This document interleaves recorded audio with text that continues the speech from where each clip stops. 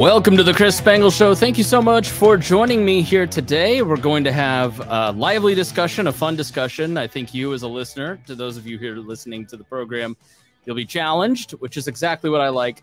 And my guest today is Andrew Koppelman, who is a John Paul Stevens Professor of Law at Northwestern University. And he is author of Burning Down the House, How Libertarian Philosophy Was Corrupted by Delusion and Greed. Yeah, well, there you go. It's a beautiful cover. It's a really interesting book. I'm not terribly far into it, which I have admitted to our guest. Andrew, I got an email from your publisher, and they said, well, you're a libertarian, so you ought to book this guy. And I said, all right, yeah, he talks about libertarianism. Then I started prepping for this, and I went, I don't know how this is going to go, because your book is actually very critical of libertarians and libertarianism. Yeah. And so I think it's going to be a fascinating discussion. But let's start with you. It's rare that I meet somebody who is in our sphere, and I am a right libertarian, so I was personally attacked by reading your introduction of the book. But I'm always a mystery to other libertarians and people, and yours in the same vein, but I think maybe on a different side. So I'm curious about your background and what led you to this book and the writing of this book. So tell us a little bit about yourself, Andrew Koppelman. I identify myself as politically on the left. I am concerned with the people who are losing out in the present system, and I think that they can do better, particularly in a society as rich as this one. And I first got interested in this particular issue because of the litigation over Obamacare. And I'm a constitutional law professor. I had to form a view about the litigation that was going on. Just as a lawyer, I thought the district court opinions and later the Supreme Court opinions striking it down as unconstitutional just didn't make any sense as constitutional argument. And I found myself wondering where these ideas were coming from, if not the Constitution. And that got me interested in the philosophical background of people like Randy Barnett, who were organizing the challenge. And so I wrote a book about the constitutional challenge to Obamacare called The Tough Luck Constitution and the Assault on Healthcare Reform, which is about how that litigation happened. And after I was done with it, I just found that I had more things to say about libertarianism. I tried to educate myself about libertarianism when I was writing that book. And so I read Hayek carefully for the first time since graduate school. And I found that I agreed and still agree with Hayek, at least the early Hayek of The Road to Serfdom, much more than I expected to. I was surprised by that. I also had never read Atlas Shrugged before, and I found myself more horrified by Atlas Shrugged than I expected to be. I haven't read Atlas Shrugged. No thanks. I'm not a Rand fan. An awful lot of libertarians have. And I found that a lot of libertarians who I talked to weren't really clear on the differences between these different views of what human liberty consisted of. Early on, I had a conversation with Alex Kaczynski, who was the best known libertarian judge in the country. And I told him I thought there were big differences between Hayek and Rand. And he said, really?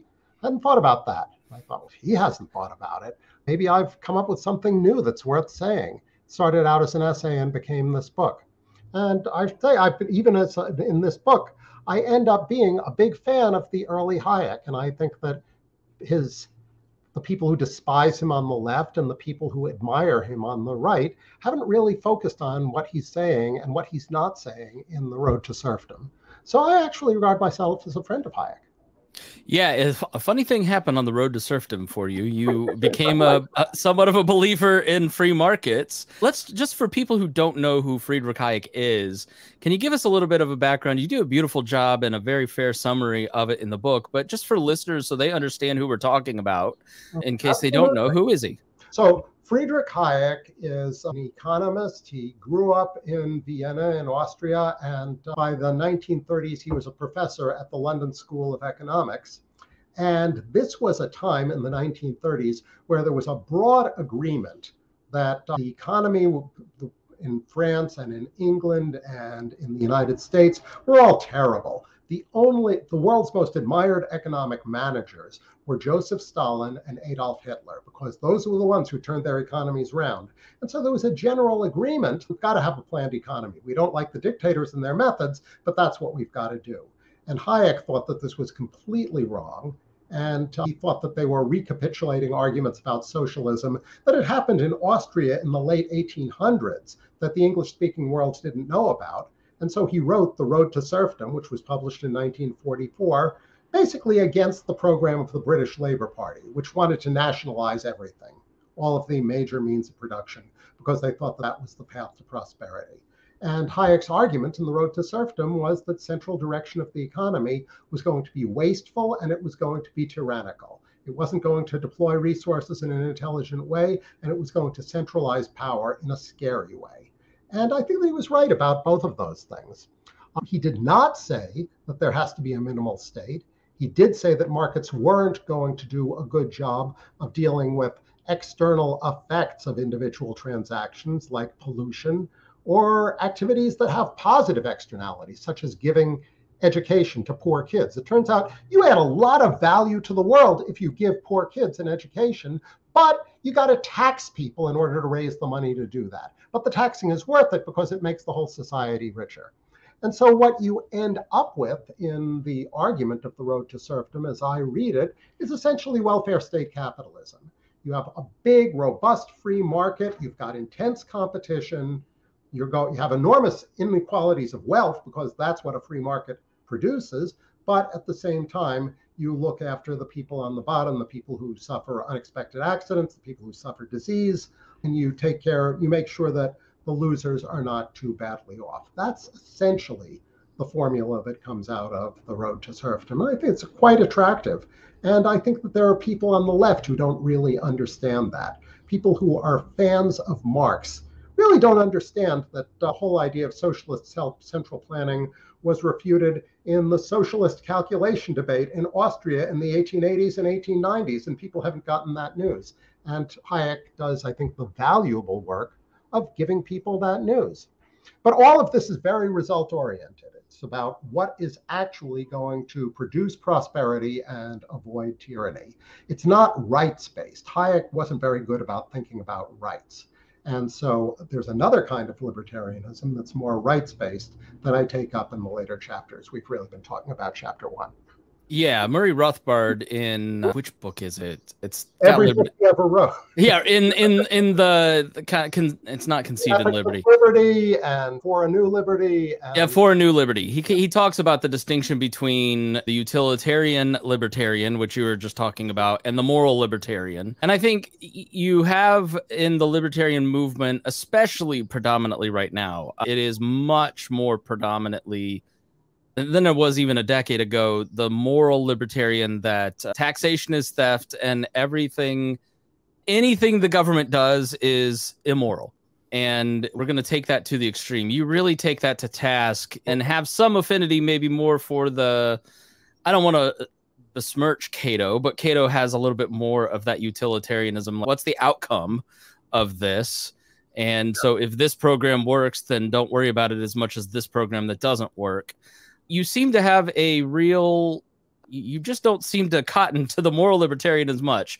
What is it about it? What is it about that really inspired you to write the book?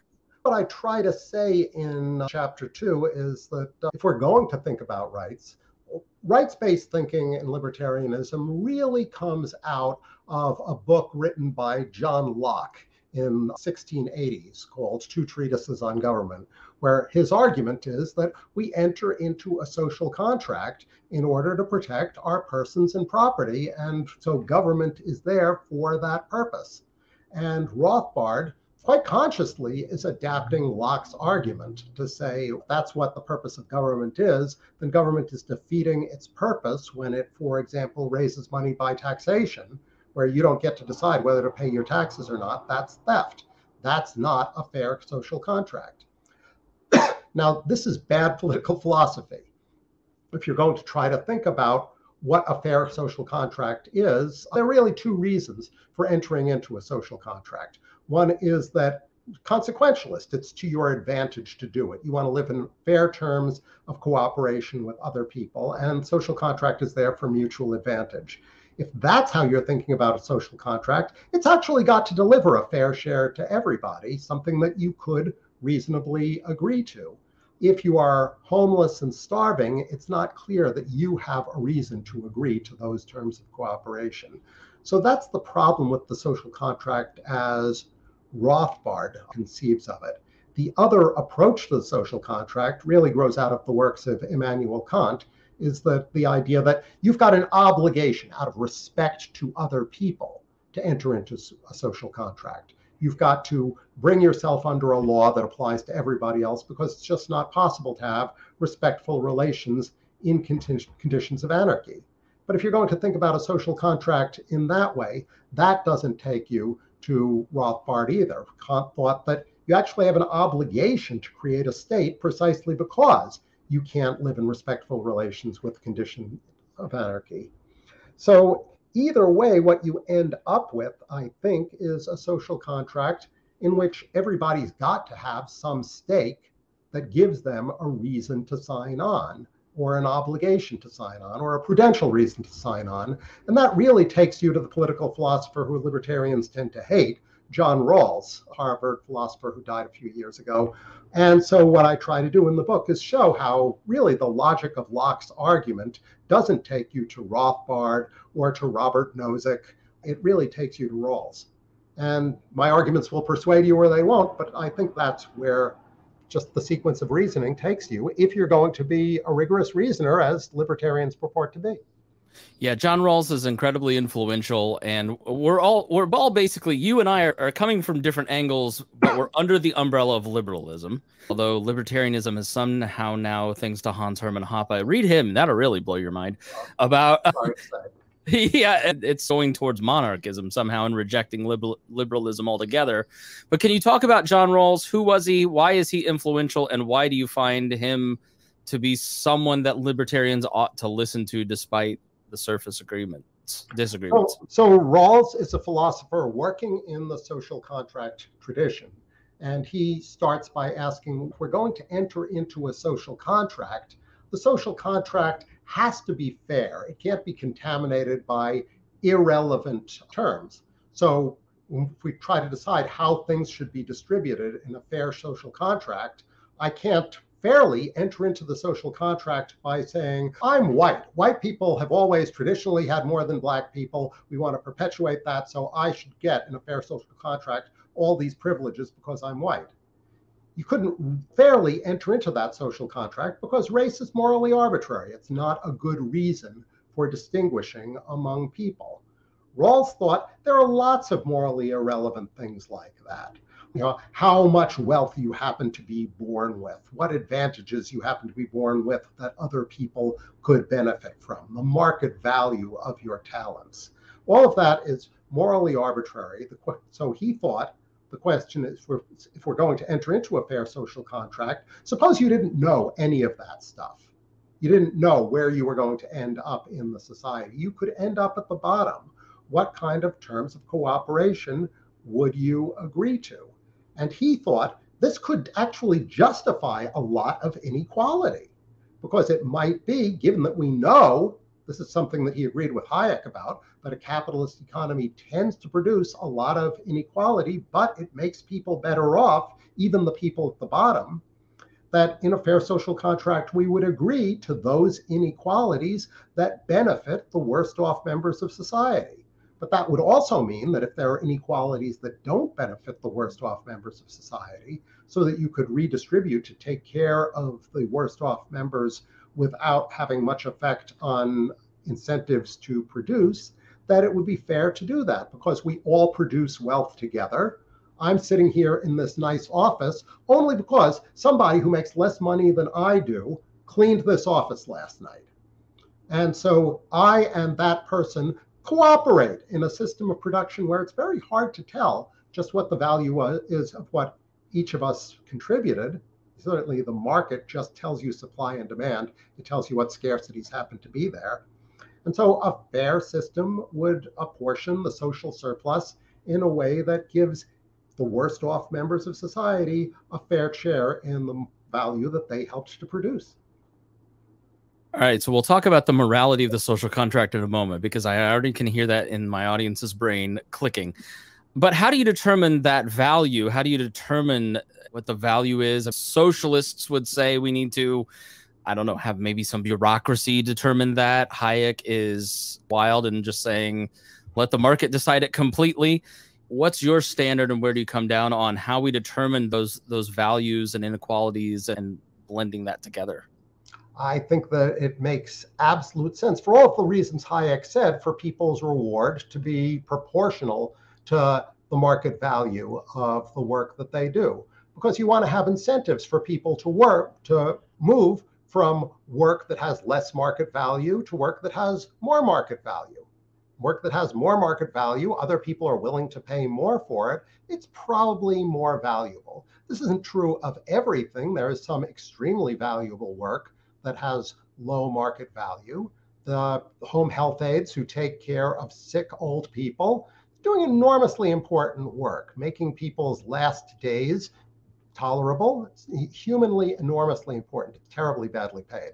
But in general, we want there to be incentives for people to gain education, to gain additional skills, to develop scarce skills that the market needs. So that's why it makes sense for people to have incentives to try to raise their market wage.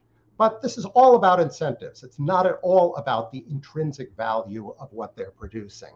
And so the question of what the minimum should be, what you should provide to the people who are, for example, the home health aides or the person who cleans this office, isn't answered by supply and demand. One thing that Hayek was quite emphatic about is that you should not expect markets to give people what they deserve.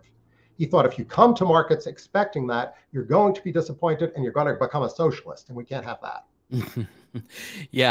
When you set up the initial piece of Hayek, we need aggressive free markets, but then also a social safety net. I could hear a lot of people saying, isn't that what we have now? Yeah. Okay. And not as robust as in some places. If you are going to be somebody who's a member of the precariat working as a barista or something like that, you have much better unemployment and healthcare protection in Sweden than you do in the United States. Sweden also has more billionaires per capita than the United States, so it is possible to have both. But yeah, this is largely what we have now. And what I'm writing against is the folks who want to dismantle that. As we are having this conversation, the country is facing an impending crisis because congressional Republicans want to dismantle large parts of the existing social welfare system in order to reduce federal spending. And they're doing it in the name of fairness, because they think that it wouldn't be fair to raise more taxes in order to pay for what the government is spending. So really, we're having an argument about political philosophy. Yeah. So do you look at the current system and are you satisfied with it? I'm certainly not. I don't think most Americans are. And the reason that they want to cut that spending is just because the financial path of the United States is largely going to be unsustainable. Do you disagree with that? How would you reform our current system to be more sustainable? Or if the claim is that the United States can't afford to provide a decent standard of living to its elderly and to its poor, one of the distinguishing marks of the United States is that we have grown at a faster rate than any other advanced industrial country. Compared with Europe, the rate of growth in the United States has been spectacular. We're a very rich country. The gains have largely pooled at the top, and you could raise taxes at the top much more than you have. I think the Trump tax cuts are a terrible mistake. And the Republican Party, again, I think influenced by libertarianism, really hasn't had anything substantial in its program except tax cuts at the top and welfare cuts at the bottom. But I think that we can afford to do this. It's not beyond our means. Now, this is not to bless everything that the contemporary American state does. There are all kinds of wastes and inefficiencies, pledges, programs that need to be overhauled, and unquestionably, but you want to do that at retail. There are all kinds of mistakes being made at your typical hospital. The hospital needs all kinds of reform. But if you say, look at the amount of people getting sick in the hospital, what we really need to do is burn down the hospital, that's not the right answer. Yeah, I would say that Your critiques of the modern Republican Party of we don't want to do anything except just cut. It's lacking. I would say there's a lack of vision, certainly. I guess I don't know that we're going to agree on that the current system is sustainable, but I do think we agree on crony capitalism and how that's a perversion. And I did want to ask you, because I talk about crony capitalism first, and then I want to talk about maybe a contradiction in your book about that. But I think we need to set the terms of what we're talking about and what you discuss in the book first. One problem for all known societies, capitalist or otherwise, as far back as society goes, there have been centers of power independent of the state that are able to seize control of parts of the state and distort it for their own personal privileges. And so that's not an artifact of the inequalities of capitalism. That's an artifact of the inequalities in any known society. What distinguishes a well-functioning modern society is the state is independent enough that it's able to resist that kind of pressure. Someone cannot go to the chairman of the Federal Reserve and say, I'd like you to lower interest rates. Here's a bribe. Please do it. That's just not going to work.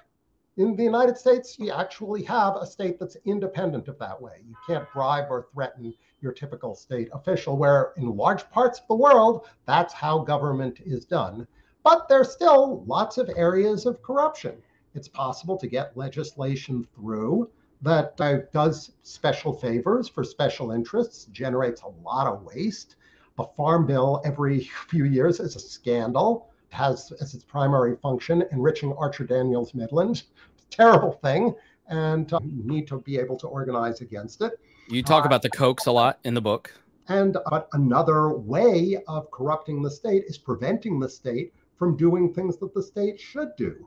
We knew about the danger of climate change decades ago, and the fossil fuel industry, with Kochs as probably the Kochs as the most energetic political actors within the fossil fuel industry, have managed to keep the US government from doing anything about this impending disaster until really you saw small efforts in that direction from Obama, bigger efforts by Biden, which the Republicans are now trying to roll back.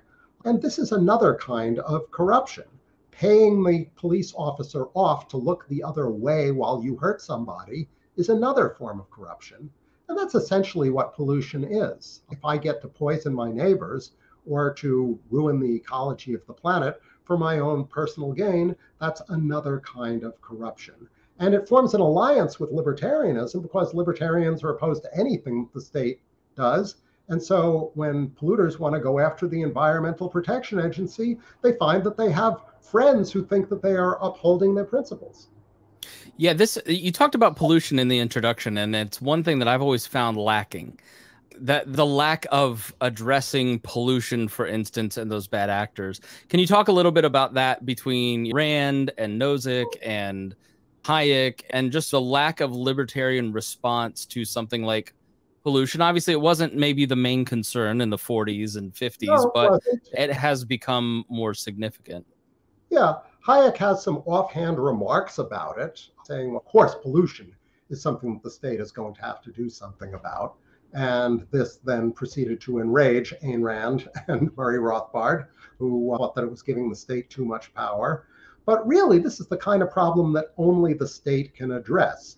If I am issuing toxins from my plant, then the plant is producing things that people are willing to buy, but I am giving cancer to the neighbors, but I'm only increasing the number of excess cancers by a small enough amount. It's going to be impossible for any individual who gets cancer to prove that I caused their cancer. I am going to kill a number of my neighbors with complete impunity unless there is some way for the system to stop me. The only way to do that is to have a bureaucracy of scientists who can study what the effects are of various effluents and emissions and try to figure out what their effects are on human beings, and to just be able to issue injunctions from the top saying, for example, you can't any longer emit into the atmosphere particulates that are so tiny that they cross the blood-brain barrier and thwart brain development in infants. You can't do that. No individual tort suit is going to stop that. Only the Environmental Protection Agency can do that. So you need to have one, and it has got to be a pretty big bureaucracy because you've got to have a staff of pretty skilled scientists to figure out what these things are doing. I think that's where a lot of your arguments fall apart for me, in that you couldn't have the free markets take care of this particular problem. You've seen the increase in companies greening themselves to appeal to a new consumer base. You could have in Nozick's Night Watchman state. I personally don't believe in anarcho-capitalism.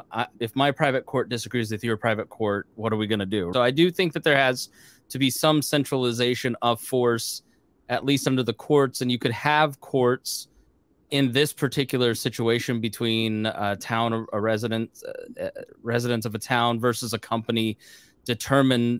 I don't know that you necessarily need the bureaucracy, because go ahead, say that again, please. Who is going to sue if the effect of the emission is that it slows brain developments in infants by a way that can't be proven in any individual infant, but we can tell that in the aggregate, it's going to lower IQ by a couple of points for the whole population. Who is going to sue? Who is going to be able to prove damage? The people who are actually damaged, which is how it works now. There's a difference. This is something that I'm quite familiar with as a law professor. There's a big difference between being hurt and being able to prove it in court. All right, so now here's my son, and he lives near your factory, and his IQ was lowered by 5 points. How am I going to prove that the factory did it? How am I going to prove that, there are some kids who are just genetically slow, or they are not well raised by their parents. I can't prove that the factory is the reason that his brain is what it is. They're absolutely impossible to prove. And that's with respect to one person. And you're talking about damage across thousands of people. But centralizing that knowledge in the bureaucracy of the FDA, or the EPA, excuse me, too many. You're not necessarily why do you need the EPA to prove that? Because you have research universities, you have people that are willing to come alongside residents in a town to help prove that through discovery. Why is it that a bureaucracy at the federal level is necessary to actually prove this? I just go back to the idea of doing this through litigation. Litigation is the wrong tool for the job. Now, I would have to get into the details of how litigation operates in the same way that if you propose to open a can with a banana, I'm going to have to tell you things about the banana to explain why it won't open the can. But it is impossible. It's a general problem with toxic torts that it is very hard to prove causation in individual cases. The way that we know that it's toxic is because we know its effect across large populations. That's how scientists know what they know about the effects of toxins. You can't ever prove that the effect was caused by the individual agent in any particular case, unless it's a very strong dose. Yeah, I feed you cyanide, they'll be able to prove causation. But is your argument that so we need the hammer to come along and say, we can't prove this, but we know you're doing it, so therefore we're going to fine you, and everybody knows the question is, what you mean by this. No, we can't prove that any individual case was harmed. But if we can show that round people in a population who inhale this particular effluent, we are going to get twice as much cancer, or what's impossible to prove in court. Suppose that there's only 40% more cancer. That means that in any individual case, the defendant will be able to say, more likely than not, you would have gotten the cancer anyway, which will be true in every individual case. On the other hand, we know that this effluent is killing people. We just can't prove which people. If you leave this to the courts, the people are going to continue to die on indefinitely into the future. I know we're now into arguing hypotheticals, and sorry, but I think it's important for this distinction. So what would you rather the EPA do versus the courts? The argument for having a government agency do it is that there's no other tool that can do the job. That courts can't do it, and the EPA can. The biggest regulatory success of the Obama administration was restrictions on tiny particulates, bits of soot that are able to cross the blood-brain barrier, enter into brain development if they are inhaled, and do really substantial damage to children and to old people. And the Trump administration retrospectively ran a cost-benefit analysis on that regulation and found that the benefits were about 5 times the costs, even though it cost industry millions and millions of dollars. I don't see how anything other than a government agency could replicate that. Okay, so let's talk about political philosophy. You argue, and I wholeheartedly agree with you, and I have really over the last 3 or 4 years, I was just a libertarian podcaster just out there repeating all the memes and taxation is theft. And after January 6th specifically, I went, I think all this stuff I'm saying really has an impact in the real world. So what do I actually really believe? And I've really been thinking a lot about I know who John Rawls is now through all of this work. And I hope my audience is following along with us. I think there's a real disconnect in people's minds. They just watch the news, they follow the arguments, they hear the slogans, but they're disconnected from maybe the world that you're talking about, which is very important. Why is understanding political philosophy and these arguments actually important, and it's not just wasting time in a college dorm room debating these political theories? I get my law students ask me the same question because I do bring political philosophy into my law classes. And I explain to them that law just is political philosophy with guns. It just is. People have ideas about the appropriate deployment of the coercive power of the state. And when people argue about politics, they have a political philosophy. They have ideas about what the state should and shouldn't be doing. All political philosophers do is they try to make it more rigorous. And it may turn out, as you think about it, and as you look at the arguments, that there are some intuitive common sense ideas that turn out to be wrong. There's just lots of common sense intuitions. If you ask somebody, so which weighs more, a pound of feathers or a pound of iron? They're going to immediately think of the iron. That's wrong. They both weigh a pound. Yeah, maybe talk about the burning down of the house. And you were very critical of Glenn Beck, and you're very critical of a lot of political commentators, like Glenn Beck and Jonah Goldberg, on a lot of different teams, still kind of Republican, libertarian-ish. But that was a real-world implication that you used to illustrate that this, even if your libertarianism is Ben Shapiro and Jonah Goldberg and not Murray Rothbard, there's still real world effects, and you're arguing against it. So there was an episode about 10 years ago when there was a county in Tennessee that decided to essentially privatize their fire protection. They would contract with a nearby city where each individual homeowner would pay a fee in order to get fire protection from that city's fire department. So it was as if that city's fire department, with respect to them, was a private fire department who individuals contracted with. And this old man, he'd paid his fee every year for a number of years. And then one year he forgot and his house caught fire. And the fire department came and they watched his house burn down. They wouldn't do anything about it because he hadn't paid his fee. And there was a vigorous debate in the press about how to think about this. And it was happening in the context of the Obamacare fight. And everyone who was having this argument understood that they were really arguing about Obamacare, about whether it was government's responsibility to protect people from unexpected misfortunes. And your house burning down or you getting cancer, same thing. It's a misfortune that came out of the blue. Does the society in general have any obligation to protect you?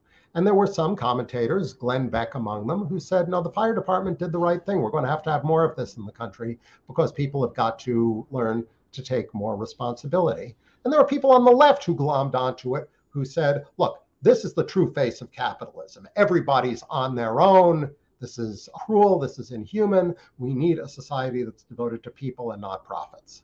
And I look at this debate and I say, you guys are both wrong. The folks on the left misunderstand capitalism. The folks on the right misunderstand liberty. And they say the real common ground between me and the libertarians is we all believe in liberty. We think that we should want from our government, from our political arrangements and legal arrangements generally, is to enable people to be free to live their lives as they like, which is a controversial view in the world. The governments of Iran or Russia are aiming at very different things than allowing people to live as they like. What's distinctive about libertarianism is the idea that the path to freedom is shrinking government, that the smaller the government is, the freer people will be. And I think that's just a mistake. And I think that people who are drawn to the idea of liberty should understand that small government is the wrong prescription for delivering what they and I agree is what we should be after. Okay, so where's the limits? And so this is, I think, the contradiction for me in that it's, you point out, we don't disagree in that we want people to be helped. We don't want to see anybody's house burned down. We don't want to cut Social Security because we hate old people. You know, that I think that's always a very unfair critique. And I thank you for actually taking the time to figure out what we think and what we believe, and being thoughtful about it.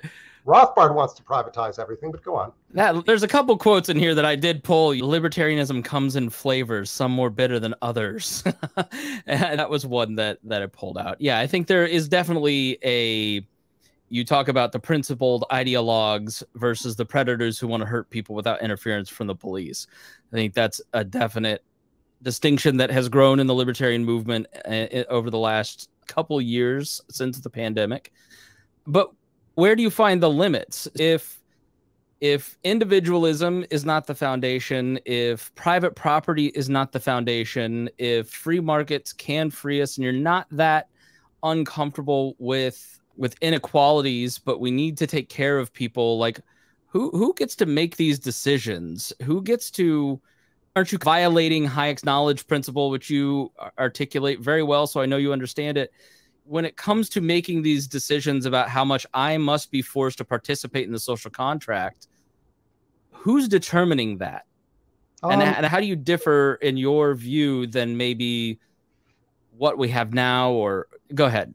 I don't think that there is any answer you can derive from first principles. I think this has to be worked out politically, that it's got to be worked out politically by people who understand the values at stake, who understand that there have to be considerable inequalities if you are going to have the benefits of free market. There has to be a safety net so that people aren't living in unlivable conditions. And how you accomplish that, we very quickly get into the weeds of policy wonkery. But once you decide that there's going to be taxation, you are not going to be able to derive from political philosophy what the tax rate ought to be or how graduated it ought to be. That stuff has got to be worked out politically. I don't think that I'm not I can tell you about that. I will say that in the United States, where it does get worked out politically, the United States is not a place where it is impossible to be prosperous. Yeah, no, for sure. So do you believe in a constitutional republic? Do you think that the form of government that we have... constitutional law. That doesn't guarantee anything, Professor. I like constitutional law. I think that it's good to have legal restraints on political power. I just don't think that the legal restraints should be baked in restraints on regulation and redistribution. There are lots of constitutional rights that are not constraints on that.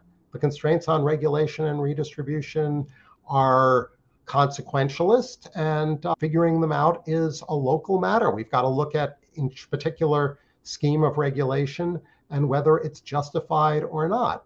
There is, and I think the libertarians have done a very valuable job at showing areas of regulation that are just stupid. The Civil Aeronautics Board was a scandal. The regulation of interstate trucking was preposterous. And we got rid of all of those things, and Milton Friedman was right about them. But that's a local matter. Question of what kind of regulations there ought to be, we've got to get into much more detail about that. And this is something that libertarians sometimes haven't been so good at. If you read Milton, I have some discussion of Milton Friedman's book, Free to Choose. And there is about 2 pages in that book where he acknowledges the problem of externalities and pollution, and then he quickly moves on. He just barely acknowledges that it exists.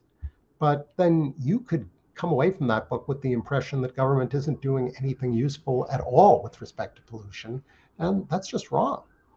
For my own gratification, I want to be iconoclastic because Murray Rothbard is untouchable now in the libertarian movements. What's your assessment of Murray Rothbard, and what do you discuss in the book? I have some extensive discussion of Rothbard, as I take him seriously as a political philosopher. He's offering arguments based on what he calls the non-aggression principle. And I try to show in the argument in the book that they're pretty bad arguments. There is a certain intuitive attractiveness to it, and his perspective does predispose people to look at retail for things that the state is doing badly. And sometimes those things are right. And every once in a while, you read Rothbard, you see a very shrewd judgment. So he looks at the Soviet Union and he says, increasingly, this is going to be staffed not by true believers, but people who are just trying to advance their careers. Because the only way to advance yourself is to become a government bureaucrat. So people are going to become government bureaucrats because they want higher salaries, and that's their only reason for having that job. And pretty soon, you're going to have the Soviet Union staffed with people who don't believe any of it at all. Very shrewd, very smart. So you do find stuff like that in Rothbard. Overall, as a political philosopher, not very good, but then we have to get into the details of the argument. Yeah, which you should just go buy the book, and he does. Yes. Yeah, I highly recommend the book. And there's a lot in it that I don't agree with. I think but it's challenging, and that's what you really need. And I think that's one of the attractive qualities about Rothbard and the people that really take him as gospel is his certainty. And it's just easier if you have the axiom of the non-aggression principle. And I think what you're offering up is a little bit more of, it's a little more messy.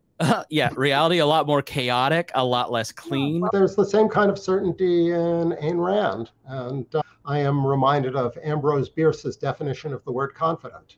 He said that it can be defined as mistaken at the top of one's lungs. Yeah, I'm not a huge Rand fan. Anyways, but all right. I could talk to you forever. We agreed to 30 minutes. We're already up to 45. Maybe we can have you back at some point in the future. I would love that. Yeah, I really enjoyed the conversation and really appreciate the thought that you put into the book. The book is Burning Down the House, How Libertarian Philosophy Was Corrupted by Delusion and Greed. It's got a great cover. You will find it challenging and interesting, and you will agree and not agree at certain points. And that's what we love here on the Chris Spangle Show. Professor, where can people, other than the book, which will be in the show notes, where can people follow if they want to learn more about your work? I have a website, andrewkoppelman.com, so easy to find it. And then I have a lot of more specialized academic papers that are on the Social Science Research Network. If you Google my name, it's easy to find lots of my work available for free on the internet. All right, Professor Andrew Koppelman, thank you so much for your time. Thank you for having me. And thank you, listener, for watching and listening here on the Chris Spangle Show. We thank you so much for your time, and we really appreciate it. If you enjoyed this, if you got something out of it, if you were challenged, please share this with a friend. Spread the word about the show. Spread the word about the book. That is how you help content creators that you appreciate. Thank you so much. We'll see you again here on the Chris Spangle Show.